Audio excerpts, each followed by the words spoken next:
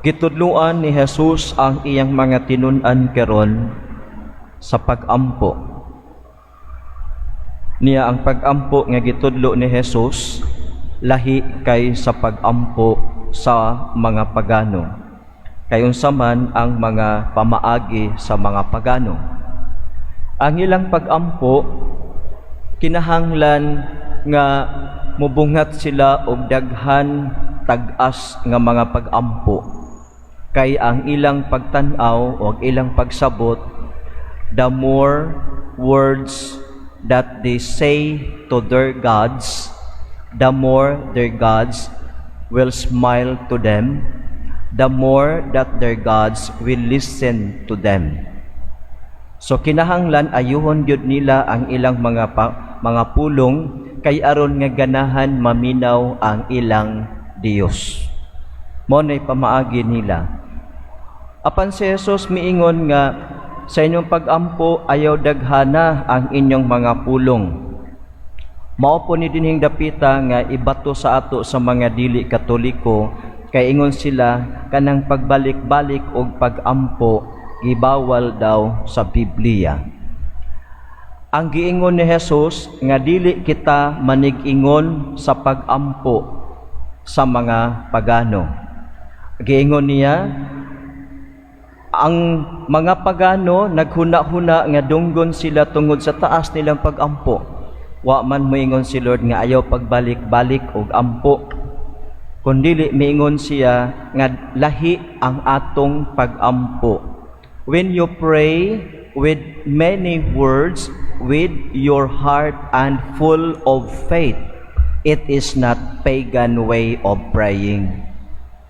Kaysa ila kanabang kung baga sa ato pa ilang palapalahan gyud maayo ang Dios.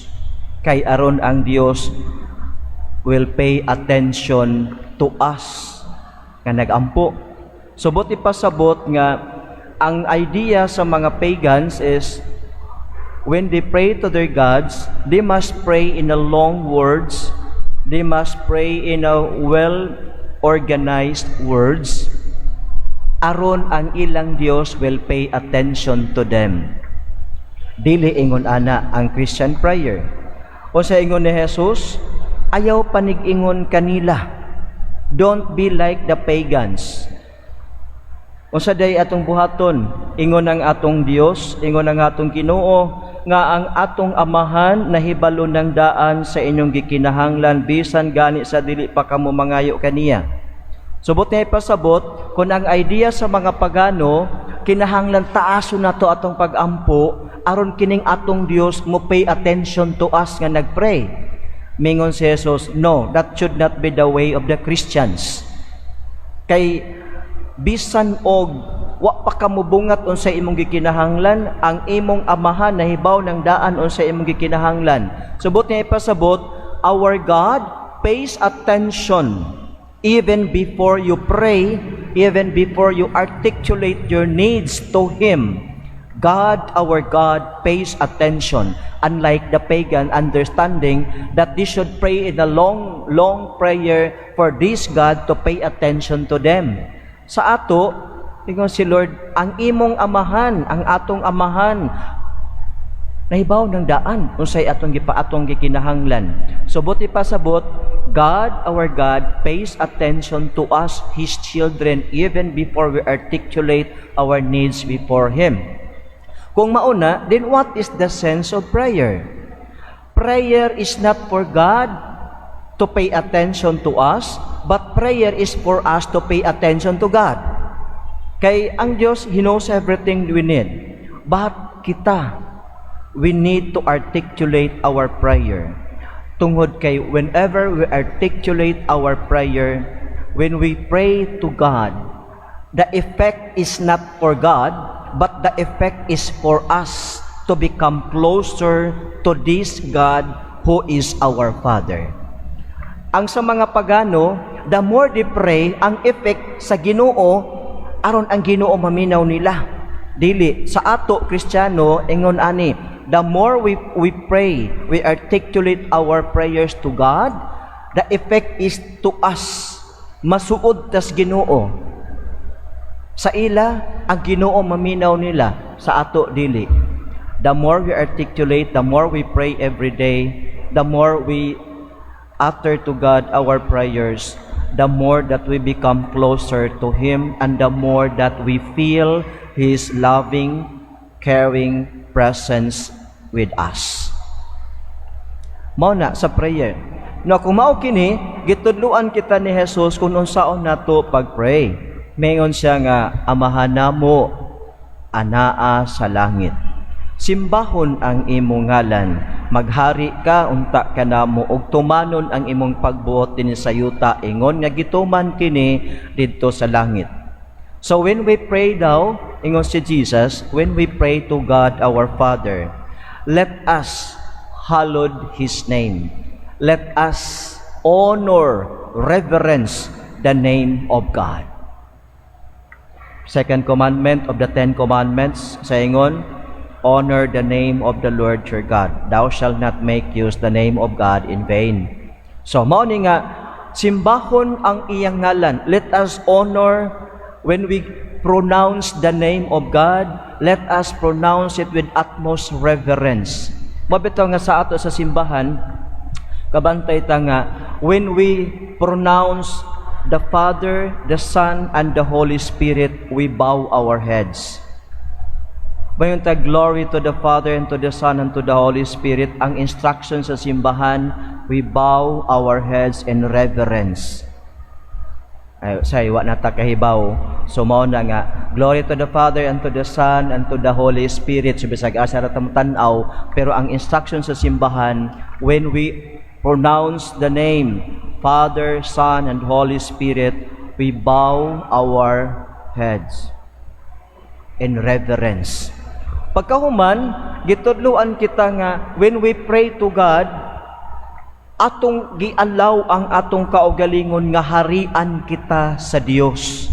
Mingon siya, tumanon unta ang imong pagbuot dinhi sa yuta, ingon nga kinigituman dito sa langit. So when we pray to God, we tell God, Lord, harii ako, og himua akong buutan kanimo.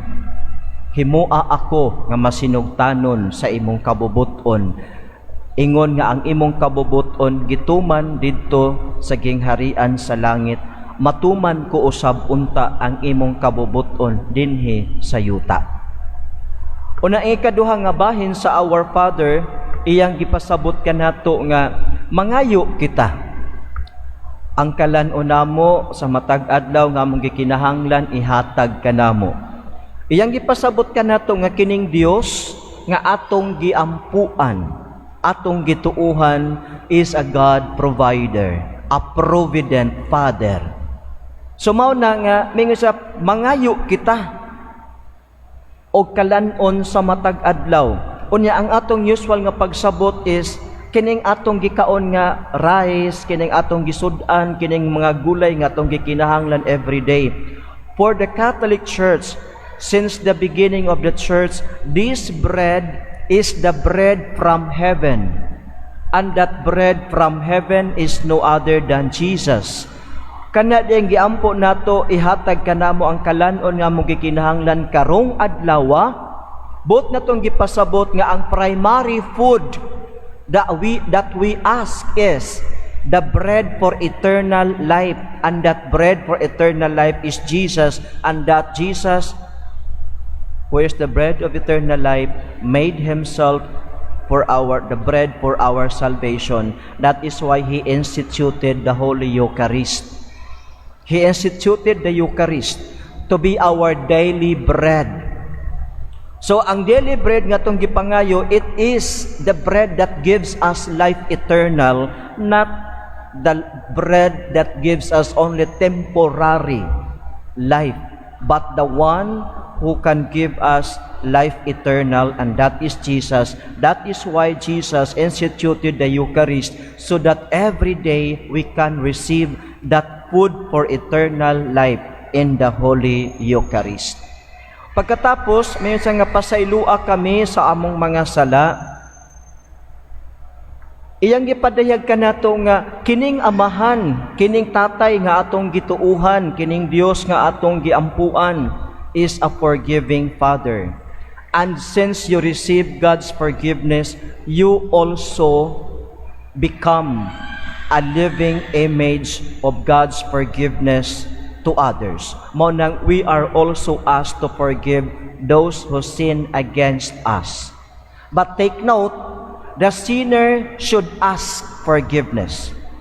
The sinner, mao nga kita mga sinner, moingon ta, pasayloa kami sa among mga sala. Ingon nga kami usab mo pasaylo sa mga nakasala kanamo. So sa ato pa, a sinner should ask that mercy from God. So ang atong gingon nga forgiveness, we beg for that. Kinahanglan mangayo ta niya ng pasaylo, o kinahanglan pod mangayo pud ta sa pasaylo sa atong nasad-an. So ang gikinahanglan di ay mao kanang a repentant heart, a sorrowful heart, nga mobati ta og sorrow sa atong mga sala, og mo mangayo ta nga pasayloon ta. Dili ta magpresume nga nakasabot naman to sa akong ina siguro kong pasayloon. No. Because to ask forgiveness is a sign of humility. When we do not ask, I'm sorry, please forgive me, you are so proud of yourself. Wala nimo giila nga nakasa ka. Ang pagpangayo dig pasaylo is a sign of your humility before God and a sign of humility before other people nga atong nasad-an. So mao na nga pag pinasaylo ay unsay bot gipasabot, mingon si Santiago, sulat ni Santiago kapitulo 5, mingon siya nga pagsugiray kamo sa inyong mga sala. Pagsugiray, tell your sins. Magsugid og mangayog pasaylo. So mga kaigsunan, gipadayag kanato karon nga mao di ay kini ang pag-ampo nga atong sundon. Mao ni ang model of prayer that we tell God, Lord, harii in taon ako. Lord, hatagi in taon ko sa kalanon nga naghatag og kinabuhi ang Eucharist every day. So mao na nga whenever there is an opportunity for us to receive Jesus in the Holy Eucharist, then grab that opportunity. That is our prayer. Give us this day our daily bread. And then ask forgiveness as often as possible. Before we go to sleep, we ask God's forgiveness.